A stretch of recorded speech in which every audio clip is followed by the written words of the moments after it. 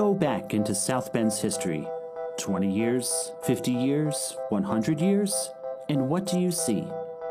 You see groups of people working to bring change to this city. They had different ideas of what that change should be. They didn't always agree. Yet, in every decade, there were groups of people for whom positive change was their life's work. This podcast, South Bend's Own Words, features the voices of people who helped make the city change. We'll share clips from the oral histories done by the Indiana University South Bend Civil Rights Heritage Center that tell a more complete history of the city. It's the story of many cultures, not just one. It's the story of South Bend.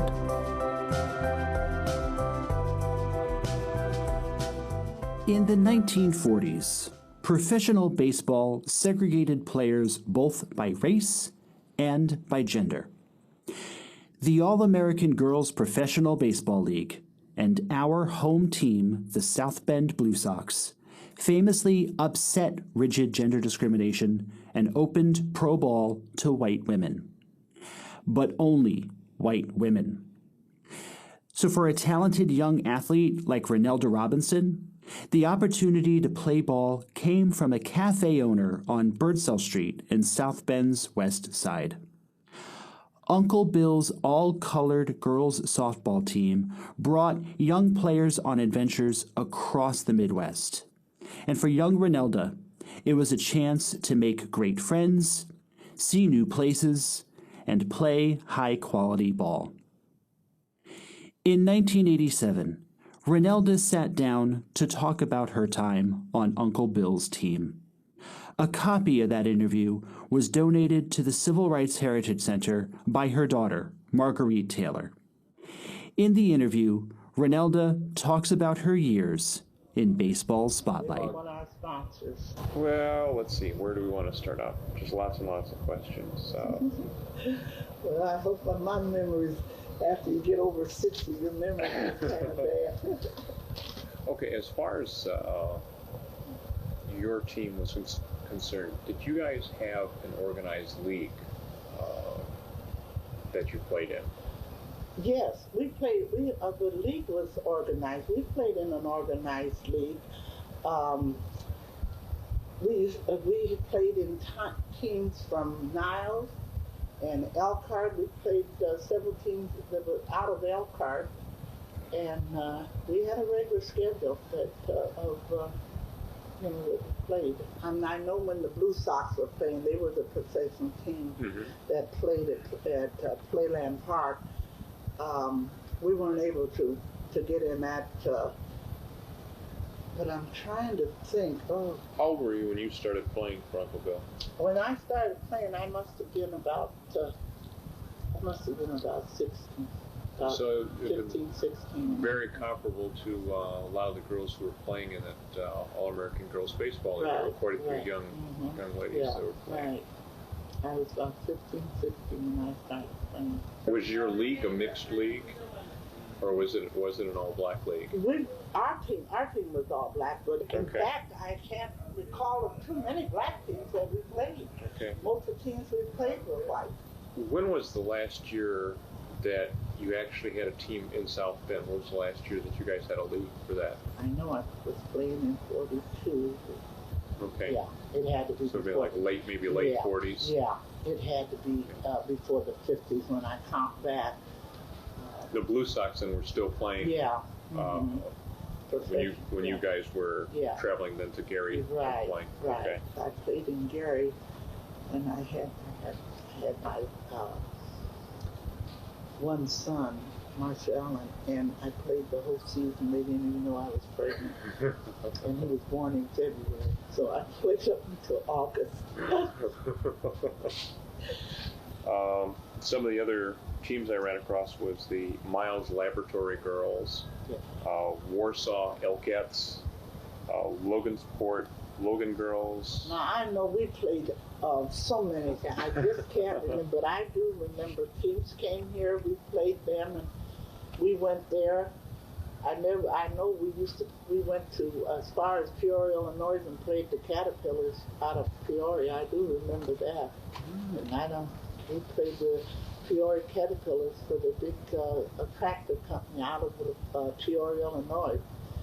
There's usually a lot of money behind those. Reason I remember, we never got any money. We just got our traveling expense to eat because in Peoria they had a red light district, and we coming from top had never seen anything like it. You know, with women sitting in the middle, and we were just kids, and and boy, it was so amazing for us to see the street of prostitution.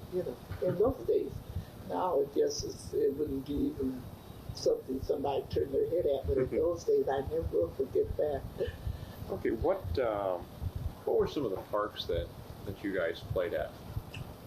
We played at of course we played at Lippincott. We played at Bendix. We played at Leaper. We played at all of the public parks here. And of course we played up in Niles. Niles had a park up there. We used to go to Niles quite often. And it wasn't Thomasville. We had played in Thomasville, but it wasn't Thomasville. It was another park that was, as you go to Benton Harbor, that we used to play. Okay, let's see. Now, you said the first few years you played at Sailor's Sailor Furniture Company. Was your sponsor. It was our sponsor, right. And after... Then we had a sponsor, I remember Hydroc Cola. But it seems like that company was out of Chicago. Okay. But we played for them.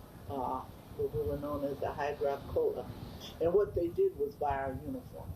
That was what, it didn't consist of much other in the way of monetary, but they always bought our uniforms for us.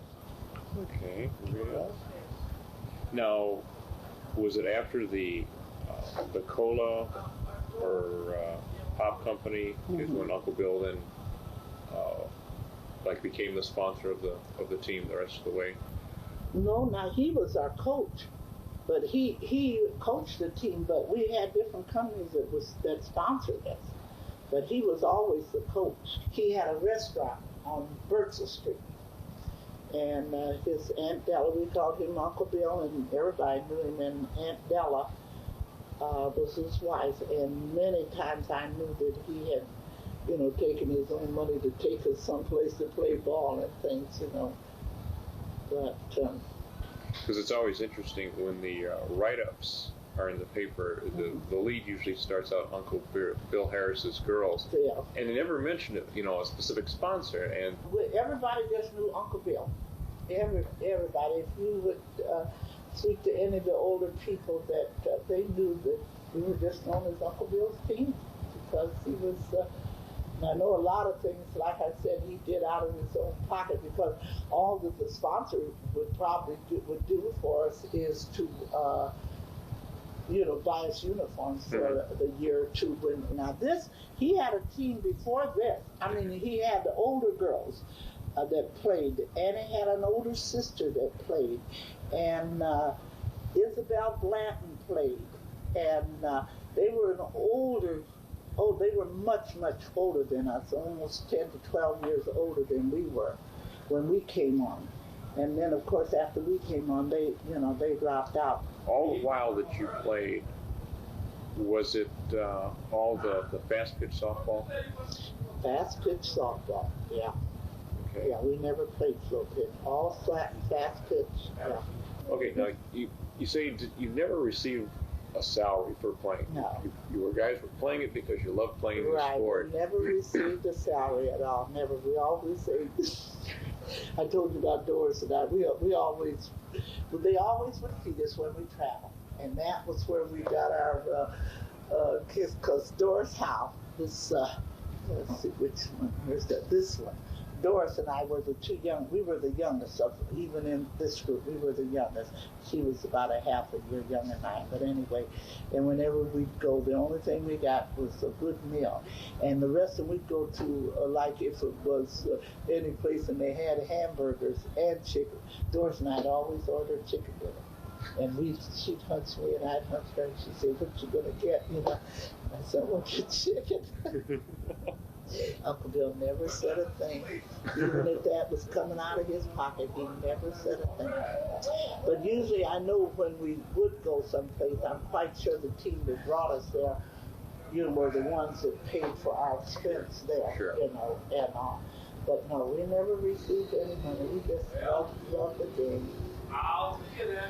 What kind of crowds did you guys draw? Oh, we always had a good following. We always had, and of course, I guess maybe even when we went out of town or any place, if they knew a black girls team was coming, we always had a good crowd. Always. And I'm trying to think how many places we played where they had paid admission. Some places that had us to come did have paid admission into the park or where we were playing, but we always had a good crowd. We had a good following here in South Bend. Now, you mentioned that oftentimes the Kansas City Monarchs would come to town. You guys would usually play the twilight game. Right. Now, was it when the Monarchs would come and play? Would they be playing one of the hometown team like the Hoosier Bears? Yeah, They played one of the hometown teams. Right. When were most of your games scheduled? You guys had a specific season that you played. Yeah, we usually would start. We'd start our practice in like in May, and we'd go through August. You know. So usually by the end of August, everything was pretty much then wrapped up. Mm-hmm. Usually through June, July, and August, those were our playing times. Of the players that you competed against, who were some of the better? We had a team we played out of Elkhart, and they had two redhead sisters on, and we sure enjoyed playing Elkhart. I can't remember their names, but we used to play a team out of Elkhart, and these sisters were tough. They were redhead, and they were really good. But we come up against some real, you know, and I think a lot of times the competition makes you a better player sometimes, you know. And I think if we could have got into even a more structured, because all the coach we did have some young people that, men that would help Uncle Bill train us and teach us, but we never really had a professional structure, you know, of our team. So we played some really good teams that we knew, like the Caterpillars out of Peoria. They were really tough. So I don't know whether they worked in the factory, in the Caterpillar factory, but boy.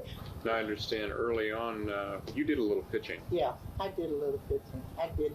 It wasn't my favorite spot. I loved center field, and I had played first base and center field, but I did do some pitching.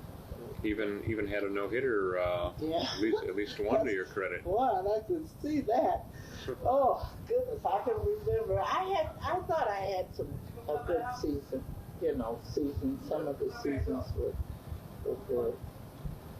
But I used to pitch. And now let me tell you a little something else about me. I played on the all-boys baseball team at Pearly School. Now there's where you can get some good information from Mr. Weldy, that was the principal. Of all of the teams we had, I was the only girl that played on the baseball team when I went to Pearly Elementary School right over here on Eddy Street. And the boys wanted me on the team, and I played with them. And he tells that story right today whenever he's retired principal now. But whenever he tells about it, he tells about me playing on the boys' team. Boy. Right at Pearly Schools. You figure you started somewhere around 39. Yeah. So you must have come close to playing pretty much for 20 years. Mm-hmm. Mm-hmm. Not a bad career. Yeah, it was an enjoyable thing. If you had to pick out one thing that stands in your mind, and I know, you know, over a span of time like that, it's rather difficult to do. What's the thing that you remember the most, and or the fondest memory you have from playing? I know what I did. I played ball on my honeymoon. That's what I did. I remember that's what I did just as well. And that's why I got married on August 21st of 1942. And we had a game scheduled for that Saturday. You know, that's where I took my honeymoon. I took my honeymoon in Chicago so I could play baseball. That's where I was, out on the field. Oh my! I sure did. We played baseball and we played softball in Chicago on my honeymoon, and I played ball. That's where I was, out on the field. My husband was in the stand. I never, yes, sure did.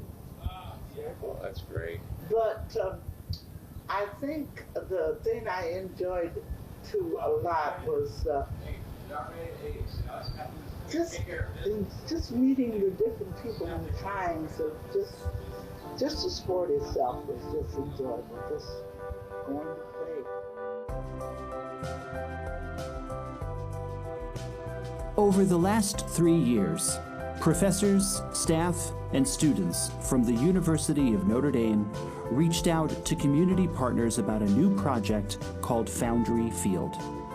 They're building a new diamond on South Bend's southeast side with a focus on honoring local baseball history, particularly marginalized players. The Civil Rights Heritage Center is one of the partners, contributing historical research. Learn more about the project and its focus on local history and art at foundryfield.org.